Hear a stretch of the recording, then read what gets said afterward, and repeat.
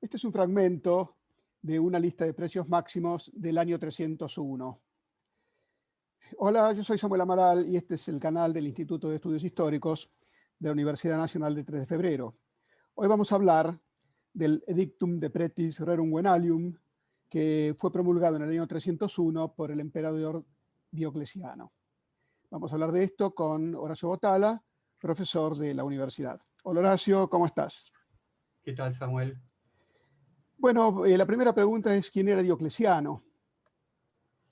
Bueno, Diocleciano es probablemente una de las figuras más significativas dentro de la evolución de la historia imperial romana, ¿no? Es uno de sus grandes reformadores. Algunos historiadores consideran que con él se inicia una etapa absolutamente nueva luego de ese proceso de reforma, que, bueno, está a caballo de la gran crisis del siglo III, en la cual él contribuyó por lo menos a contrarrestar algunos de sus problemas, en el plano político, en el plano económico, en el plano religioso, en el plano militar, ¿no? Dentro de ese proceso de reformas, uno de sus aspectos fundamentales es la configuración de lo que conocemos como tetrarquía, ¿no? Aquí vemos justamente la imagen de los tetrarcas, es decir, de las cuatro dignidades imperiales que se hacen cargo de una redistribución en 4 partes del imperio, a los efectos de conseguir una mejor gestión de la tarea imperial. Aquí en esta reproducción ustedes ven justamente a estos 4 emperadores, en primera línea a Diocleciano y a Maximino, que eran los 2 Augustos, es decir, los 2 emperadores principales, y luego de ellos, detrás, Galerio y Constancio Cloro, que eran sus césares, ¿no? Que por supuesto ayudaban en esta tarea, que significó por supuesto unas grandes dificultades también para la propia estructura imperial. Bueno, la próxima pregunta es ¿cómo era el imperio en ese momento? Bueno, en el mapa que ustedes están viendo, facilita bastante que cada una de las áreas tetrárquicas esté de un color diferente. Como ven ustedes, en la parte oriental, la extrema parte oriental, lo que ven en color morado, eso quedó a cargo de Diocleciano, en la parte, por supuesto, más urbanizada, más poblada, también más complicada desde el punto de vista de las cuestiones.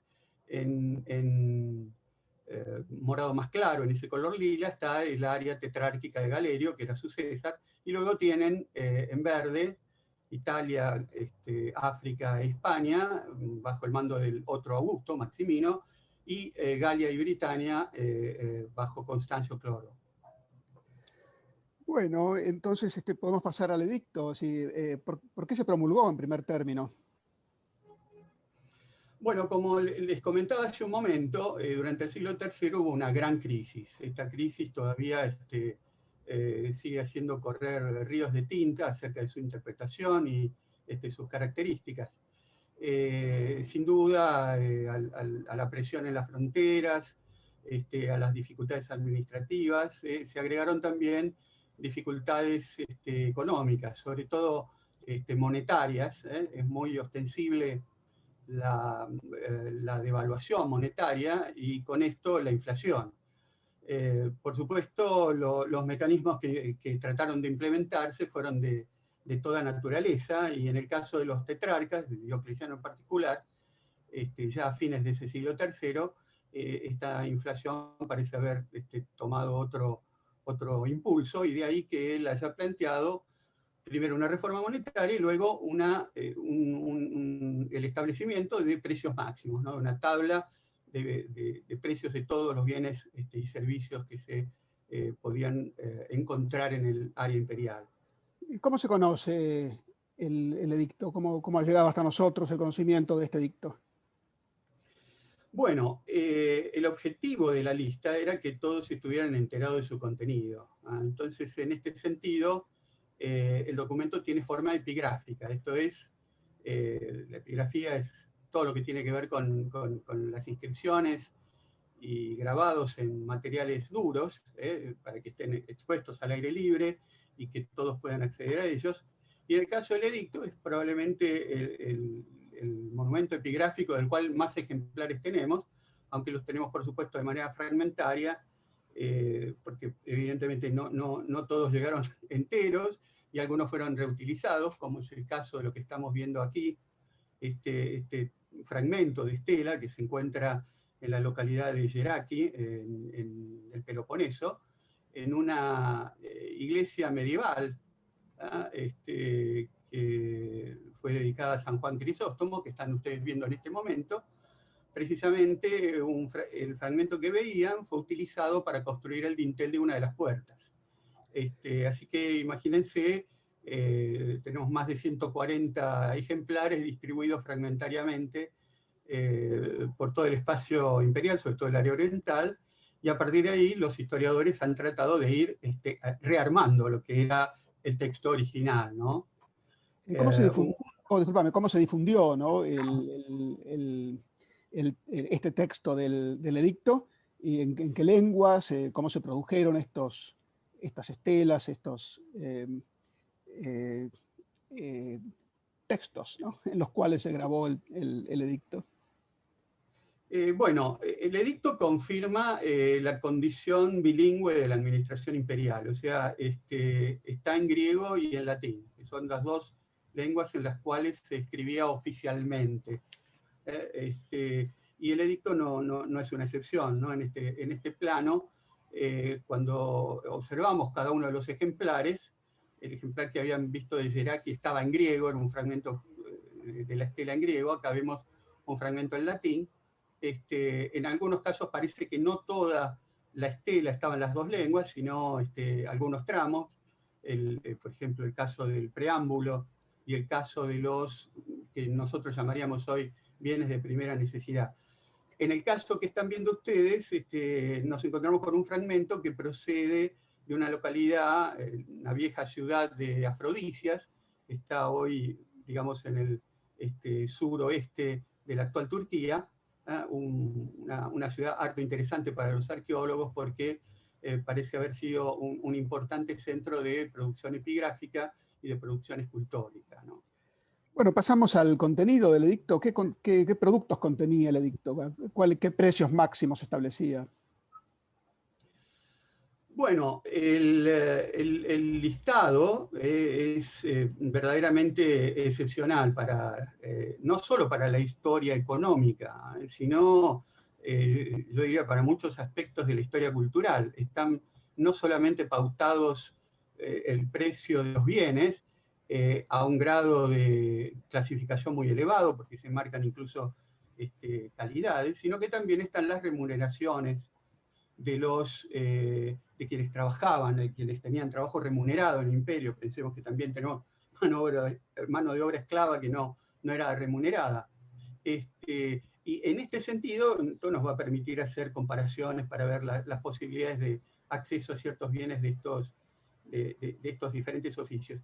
Aquí en el cuadro que ustedes están viendo, yo simplemente aislé algunos, más bien extremos, ¿no? Comenzando por el que es el, digamos, oficio por antonomasia del mundo antiguo, que es el agricultor. En este caso yo establecí ahí, separé el jornal del agricultor con comida, ¿no? Que estaba estipulado en 25 denarios, aunque por ejemplo tenemos oficios más calificados, como el de pintor de figuras, en el cual su jornal es 6 veces este valor del jornal agrícola, ¿no? Antes de seguir, la remuneración y supongo que los precios de los productos están en denarios. ¿Podrías decir algo sobre los denarios? ¿Qué tipo de moneda eran? Bueno, el denario es una moneda, por supuesto, muy conocida en el espacio imperial romano, prácticamente atraviesa toda su historia. Ustedes ahí en la imagen que están viendo ven una de esas piezas en el ángulo superior derecho. Es una moneda que ha pasado, por supuesto, por muchas instancias de valor, pero para el momento en el cual se redacta el edicto, el denario es prácticamente una moneda de cuenta, no la encontramos circulando de manera significativa y ha habido, por supuesto, aspectos de la reforma monetaria que también lo han obligado a reposicionarlo, ¿no? Bueno, pasamos a los productos entonces. ¿Cómo no? Bueno, Como les decía, el edicto tiene digamos, un volumen de información espectacular, podríamos decir, porque los números cantan por sí mismos, ¿no? Tenemos 37, 38 rubros y tenemos más de 1.300 ítems. O sea que está prácticamente tabulado todo lo que se puede comprar y vender, desde lo más barato hasta lo más costoso. En el cuadro que ustedes están viendo, hicimos una pequeña selección, sobre todo de los que podríamos llamar bienes de consumo básico, y utilizamos la última columna para poder expresarles la cantidad de jornales que podría implicar la adquisición de estos bienes, ¿no? Ahí colocamos en primer lugar el trigo, medido en modios castrenses, cuyo valor está establecido o estipulado en hasta 100 denarios, ¿no? Antes de seguir, ¿podrías decir algo del modio, algo de las medidas? Bueno, sí, este es un rubro bastante importante. Evidentemente, para poder ponderar bien los precios, tenemos que también saber algo sobre las medidas. La imagen que ustedes están viendo ahora representa al dios Serapis, una divinidad que tenía un culto bastante significativo, sobre todo en el área egipcia. En la ciudad, en la metrópolis de Alejandría, tenía uno de sus centros de culto más importantes. Y lo interesante de esta representación es que lo que ustedes ven encima de la cabeza del dios, especie de recipiente, funciona como una suerte de modio patrón, ¿no? Ahí está un modo de evitar que existan fraudes en las pesas y medidas, cosa que ciertamente era bastante frecuente, ¿no?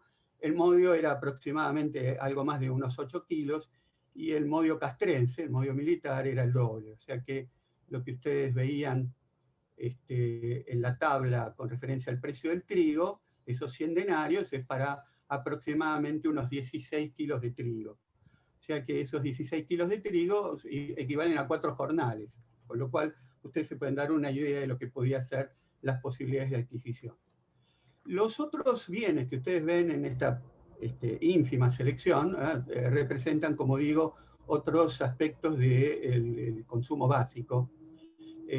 Por supuesto están representados no solo los cereales, sino también los otros dos grandes cultivos mediterráneos, ¿no? La vid y el olivo. Por ejemplo, en el caso de los viñedos, vean la diferencia de calidades que podían existir entre estas bebidas. Está allí el vino de Falerno, que es el vino más costoso que podemos encontrar. Sale 30 denarios medio litro, eso es más o menos del sextario, poco más de medio litro. O sea que, imagínense, no alcanza un jornal para tener medio litro de vino de Falerno, ¿no? Lo cual esto alejaba bastante a las posibilidades campesinas la adquisición de este bien. Ahora, el vino más barato que podemos encontrar, ese vino ordinario, ¿no? Está en principio solamente 8 denarios. Pero ese valor es el doble que la mejor cerveza, ¿no? La cerveza de Pannonia o la cerveza céltica están 4 denarios el cestario, o sea, la mitad de lo que sale el vino ordinario. Y después, por supuesto, tienen otros principios de unidad y de medida, por ejemplo, el caso de las carnes. Ahí pueden ver que la libra de carne, un poco más de 300 gramos de carne de cerdo, es claramente más costosa que la de buey. Aparte de los productos alimenticios, dijiste que había 1.300 productos, ¿otros productos que estuvieran sus precios regulados?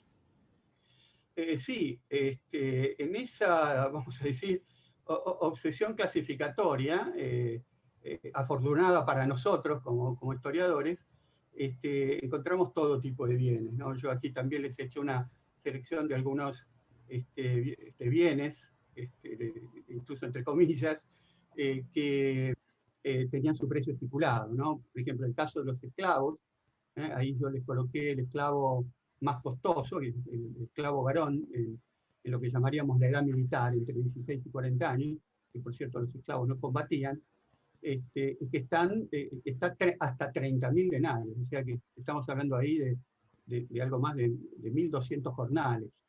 Ahora, un esclavo, digamos, de la mayor calidad, vamos a usar esta expresión, era sin embargo más barato que un caballo de guerra de primera, ¿no? Ahí está estipulado en hasta 36.000 denarios, o sea que más de 1.400 jornales. Ahora, junto con eso, los bienes como un arado, que por supuesto tenía que ser accesible a un agricultor. Fíjense, un arado, un equipamiento básico, ¿no? Está 100 denarios, o sea, prácticamente lo que sale un modio de trigo, ¿no? 4 jornales. Y ahí les coloqué también los dos productos más costosos, ¿no? Por un lado la seda cruda, teñida de púrpura, 300 gramos, vean, salen 150.000 denarios, ¿no? 6.000 jornales. Hasta podemos calcular en años lo que podría implicar obtener alguna de estas cosas. Y están también los animales de circo, ¿no? Yo ahí solo les coloqué el león de segunda calidad, en 125.000 denarios. Obviamente tenemos que pensar que el de primera calidad tenía que salir por lo menos 25.000 denarios más. Bueno, nos queda una última pregunta, ¿no? Y para eso vamos a pasar al Palacio de Diocleciano en Split, en un grabado del siglo XVIII. La pregunta es, ¿se cumplió? ¿No se cumplió? ¿Sabemos algo acerca del cumplimiento del edicto? Bueno, todos los indicios que tenemos van en el sentido de que el edicto fracasó, ¿no? Un elemento fundamental a tomar en consideración es que el preámbulo, en los considerandos del edicto, se estipulan penas, sanciones para las personas, para los comerciantes que vendan por encima de esta lista, pero también para los compradores que adquieran por encima de esta lista. Y la pena es la pena de muerte. O sea que esta sanción, que puede darnos una idea de la manera, de la gravedad que otorgaban al problema de los precios y de su alza por parte de los emperadores, parece ciertamente haberse aplicado. Hay algunos autores, por ejemplo, el obispo Lactancio de Cartago, que hace alusión a la sangre que corrió para hacer cumplir este edicto, ¿no? Y algunos papiros posteriores nos muestran que evidentemente ya no hay coincidencia, por lo menos con algunos de los productos que fueron estipulados en este edicto. Bueno, muchas gracias, Horacio. Vamos a seguir hablando de estos temas. Por ahora dejamos y te agradezco mucho y nos despedimos hasta el próximo video. Bueno, gracias a vos. Chao, hasta el próximo video.